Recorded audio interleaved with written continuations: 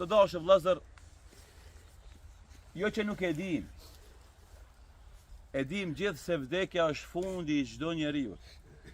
Dhe ky varr ku e vendosëm nanën tonë është edhe fundi jon. Edhe na që jemi sot gjallë dhe që kemi pru nanën tonë në këto varreza, edhe na do bartemi nga kjo botë edhe kështu, secili aty ku i ka rrojnë të veta ka dhe fundin e vetë.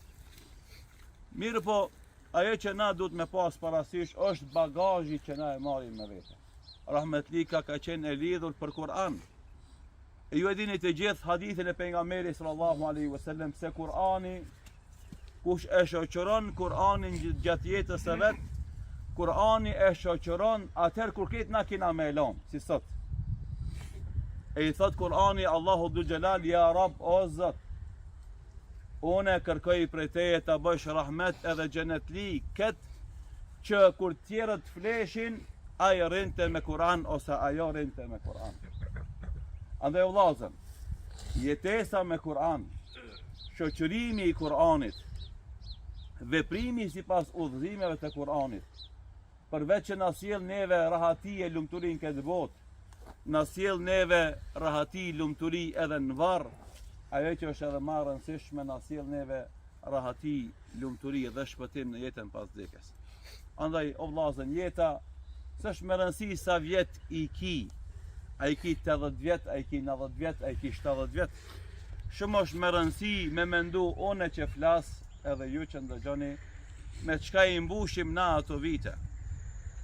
Cilat janë veprat e mira që i mbushim me to vitet e jetës tonë.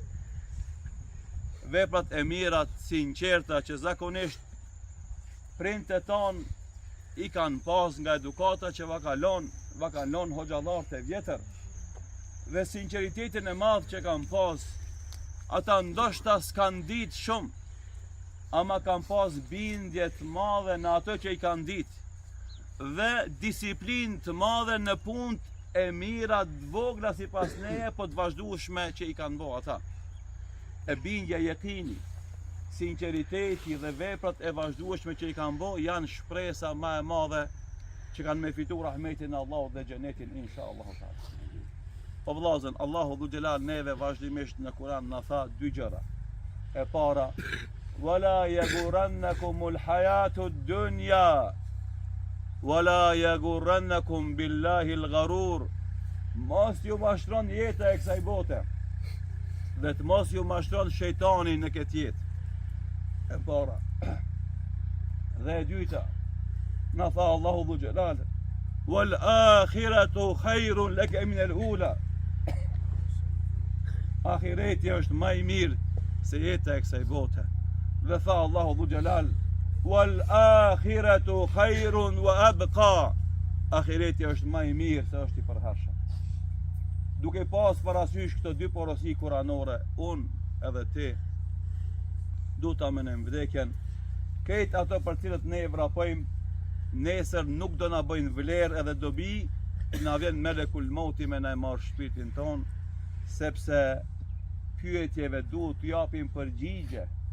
E për përgjigje duhet përgatitemi jo teoretikisht, se filozofi gjithë na mujna me shit, po duhet mu përgatit praktikisht, me dhonë përgjigje pyetjeve të thjeshta, por janë me vendim të rëndësishëm për atë që vjen pas, kush është Zoti jot, kush është feja jote, kush është pejgamberi yt.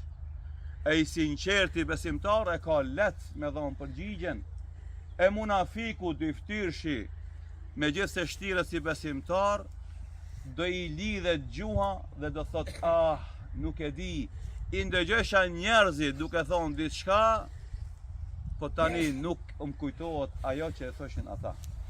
Lusë Allahun e madhëshëm gjithë neve, Allahut në e falë gabimet tona, në e sinceritet në adhurimet tona. Lusë Allahun e madhëshëm gjithë juve t'ju shpërblen një nga një, që keni ardhë me nda këtë detyrë dhe obligim ndaj nanës tonë, dhe kësaj besimtare të devotshme.